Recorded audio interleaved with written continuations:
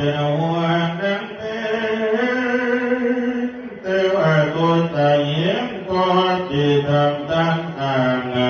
และน้ำว่าเกิดการเดินด้านผ่าสังเกต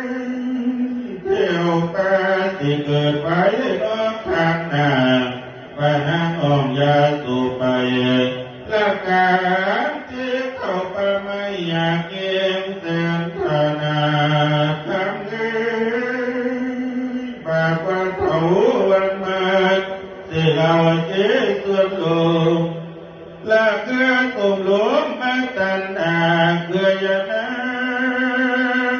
เมื่อกอดเพียงน้ำนมหัวกระน้ำเทียงและอยู่บนก้อนลานยานเบาบ่แม่นเดียวมาเดียในหอดแก้วบ่คือยางในหลวงที่บ่ปงใจน้ำยาสุไปน้ำอายอันมาสายสมวนลานางพญาเนื้อก่อ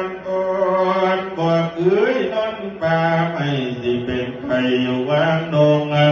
บ้านหนทางการกดและน้ำเสียวเหนียวแห้งแสมตะวันลงหลับแม่บ่มีเงินตุนและเต้าตามบุญน้ำอกไม่กลางไม่เป็นเวินฟ้านมาที่แม่กินปานเจ้าสิปวดเมื่อยเมื่อกับเมียไอ้ยาแก้ววอนและยังมาเด็กเดินคนที่โด